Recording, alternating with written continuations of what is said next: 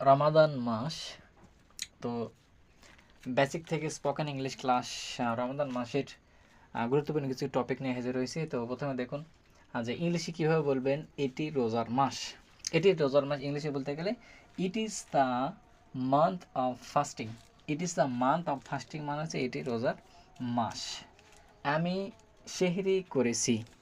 আমি সেহরি করেছি, এটা একটা ফার্স্ট সেন্টেন্স। তাহলে আমি সেহরি করেছি হবে আই সেহরি করেছি, ডিড সেহরি, সেহরি, আমি সেহরি করেছি। আজকে প্রথম রোজা। আজকে প্রথম রোজা মানে today, today is the first, today is the first day of fasting. আজকে প্রথম রোজা। আমি খেজুর দিয়ে ইফতার করেছি বা ইফতার করেছি। তাহলে আমি খেজুর দিয়ে ইফতার করেছি।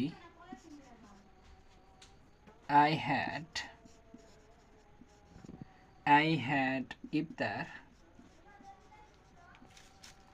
with, I had iftar, I had তাহলে আমি ইফতার করেছি কি দিয়ে? ডেটস, খেজুর দিয়ে। আমি অজু করব। আমরা জানি অজুর ইংলিশ হলো অ্যাবলিউশন। তাহলে আমি অজু করব আই, তাহলে আমি অজু করব, তাহলে এটা হচ্ছে ফিউচার টেন্স। তাহলে আই উইল অ্যাবলিউশন, আমি অজু করব। আমরা নামাজ পড়ব, তাহলে আমরা আমরা নামাজ পড়ব মানে হচ্ছে এটাও হচ্ছে পড়ব ফিউচার টেন্স।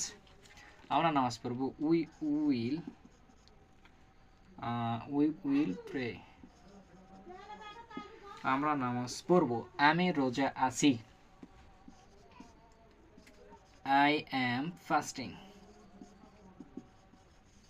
আমি রোজা আছি। আমরা জান্নাতে যাব। আমরা জানি জান্নাতের ইংলিশ হচ্ছে প্যারাডাইস। উইল, তাহলে জান্নাতে যাব মানে কি? ভবিষ্যতে যাব, তাহলে will future tense. We will paradise, we will paradise. আমরা জাহান্নামে যাব না। তা আমরা জাহান্নামে যাব না মানে কি? উই উইল, জানো তো যায়নি, যাব মানে যাব না, তাহলে এটাও ফিউচার টেন্স। তাহলে we will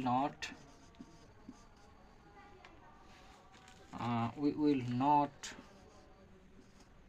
go to hell. এখানে প্যারাডাইস এই জায়গায় আরেকটা দেওয়া যায়, উই উইল গো টু